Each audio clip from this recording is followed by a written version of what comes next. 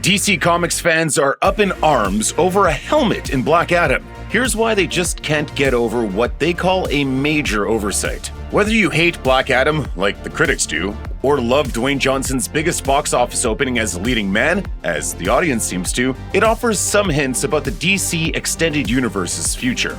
There's a lot of speculation about developments in the movie and how these elements might play in future DCEU outings, like another movie with Henry Cavill's Superman, as revealed in the mid-credits scene of Black Adam. If you saw the movie, you know that Dr. Fate died saving Hawkman from Sabbac, leaving the fate of the Helmet of Fate at play.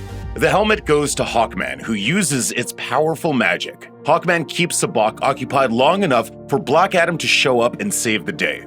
In doing so, he creates a decoy version of himself and appears to fall when attacked by the supervillain, showing fans how Dr. Fate's vision has played out. However, it turns out that fans are a bit confused by this development. Here's why. Well, let me show you, my friend.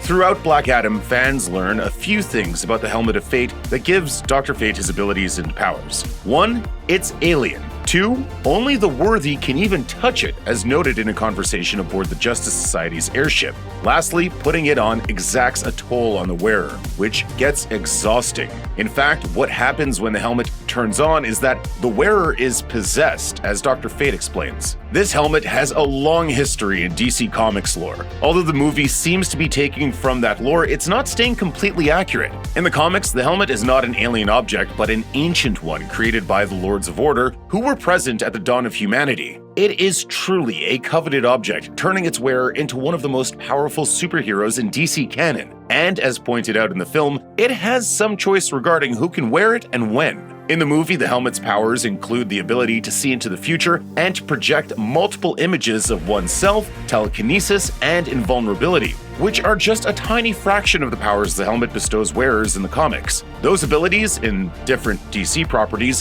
have also included manipulating natural elements like fire, air, water, and earth. In DC canon, the helmet comes along with 2 other items, the Amulet of Anubis and the Cloak of Destiny, which also grant additional powers. Given the long history of the helmet, fans are definitely going to have opinions about it. And in the case of Black Adam, fans are upset and perhaps a bit unsure about a few things. The thing is, the helmet doesn't necessarily just turn on when the user wants it to, at least not when first taken up. Nabu, the god in charge of the helmet, is still a soul present within it. He must deem each user worthy before granting the powers that come with the helmet. This requires a period of judgment. In fact, numerous people who wore the helmet have found it difficult to bear the mental load. In DC's New 52 world, Khaled bin Hassan suffers bouts of insanity after donning it, but others who couldn't handle the helmet were criminals who stole it from their rightful wearers. This means, of course, that the scene in which Hawkman is deemed good enough to exact the helmet's vengeance on Sabbac shouldn't actually have happened as it did. One fan posted on Twitter, "I just wanted to scream, 'That's not how that works!'" Another fan expressed confusion about Hawkman not getting fatigued after using the helmet and its magic. Another was also confused and believed the Helmet of Fate to be far too powerful for just anyone to wear.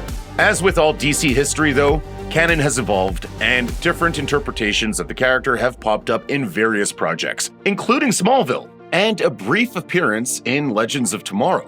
The DCEU is changing things again, which may inform the direction the cinematic universe takes in the future.